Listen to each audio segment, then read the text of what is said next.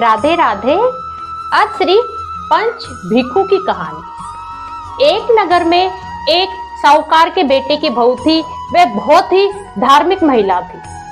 वह रोज कार्तिक मास में गंगा जी स्नान किया करती थी। जब वह गंगा स्नान किया करती थी, उसी राज्य में राजा का जो राजकुमार था, बेटा था, वह भी गंगा स्नान किया करता था।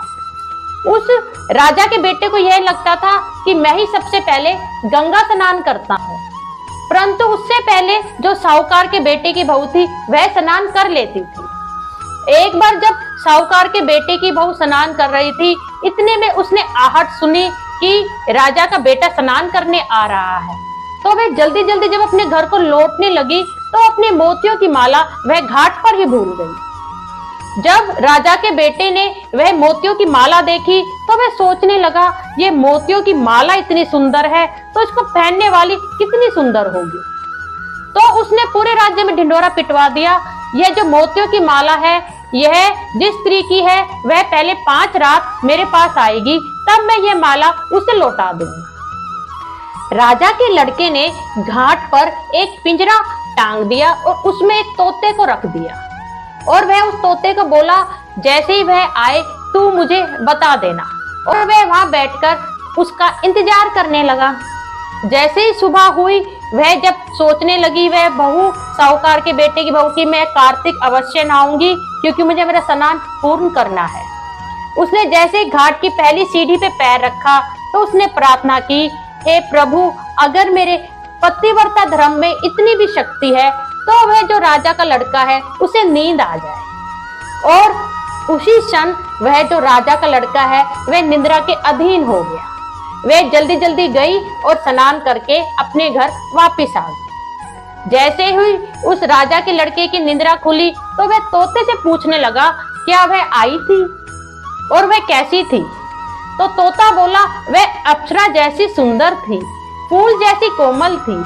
तो वह सोचने लगा, राजा का लड़का, अगले दिन मैं अपनी उंगली को चीर कर बैठ जाऊंगा ताकि मुझे नींद ना आए। जब दूसरा दिन हुआ तो जैसे ही उस साहूकार के बेटे की बहू ने पौड़ी पे पहला पैर रखा, उसने फिर प्रार्थना की, अगर मेरे पतिव्रता धर्म सच्चा है तो राजा के लड़के को नींद आ जाए। और राजा के लड़के को दोबारा नींद आ गई और वह स्नान करके वापिस चली गई। जब दूसरे दिन उसकी निद्रा खुली राजा के लड़के की, उसने फिर तोते से पूछा तो वह तोता बोला, वह आज भी आई थी और स्नान करके चली। तीसरे दिन राजा के लड़के ने सोचा, आज मैं अपनी आंखों में मिर्च को डाल के बैठ जाऊंगा जिससे मुझे निद्रा ना आए। तीसरे दिन जब सुबह सुबह फिर वह साहूकार के बेटे की बहू स्नान करने आई, उसने फिर प्रार्थना की कि अगर मेरे पतिव्रता धर्म में शक्ति है तो राजा का जो लड़का है उसे निद्रा आ जाए। और उसे निद्रा आ गई और वह फिर स्नान करके वापस लौट। चौथे दिन राजा के लड़के ने सोचा, आज मैं बिना बिस्तर के बैठूंगा ताकि मुझे नींद ना आए। परंतु चौथे दिन फिर वह आई और उसने फिर प्रभु से प्रार्थना की, हे प्रभु, मेरा सत रखना, मेरे पतिव्रत धर्म की रक्षा करना। और वह स्नान करके फिर वापस लौट गई। जब 5वां दिन था कार्तिक का, तो वह सोचने लगी, प्रभु, आज तो मैं अवश्य स्नान करूंगी।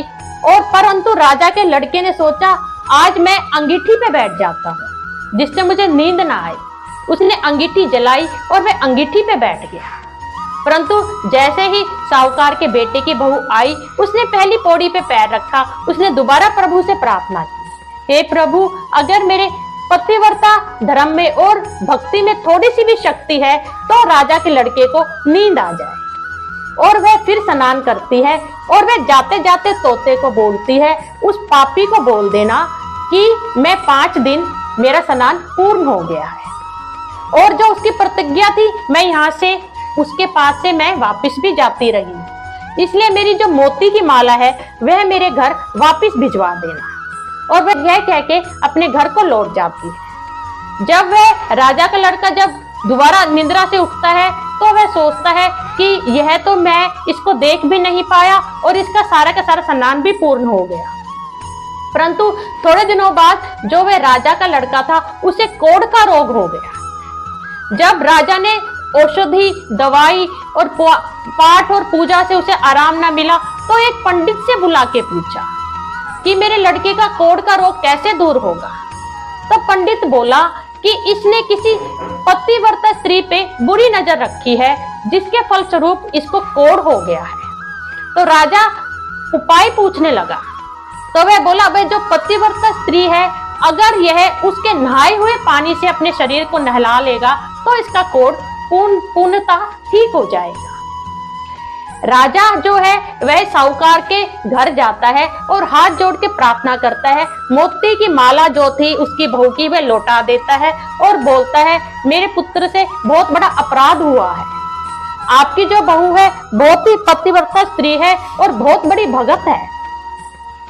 मेरे पुत्र को कोढ़ का रोग हो गया है, कृपा कर वह आपकी जो बहू का पानी है उसी से ठीक होएगा। तो साहूकार जी बोलते हैं कि मेरी बहू तो किसी पराये पुरुष का मुख भी नहीं देखती है, परंतु अगर तुम्हारे पुत्र को उसके नहाए हुए पानी से नहाना है तो वह नाली के नीचे बैठ जाएगा। फिर सुबह सुबह वह जो साहूकार के बेटे की बहू थी उसने स्नान किया और जो राजा का लड़का था वह नाली के नीचे बैठा और उसके स्नान करे हुए जल से राजा के लड़के का कोढ़ पूर्ण तरह ठीक हो गया और चंदन जैसी उसकी काया हो गई। हे पंच भिखु भगवान, जैसे साहूकार के बेटे की बहू की लाज रखी, सबकी रखना प्रभु, सबको सुख संपत्ति प्रदान करना। राधे राधे।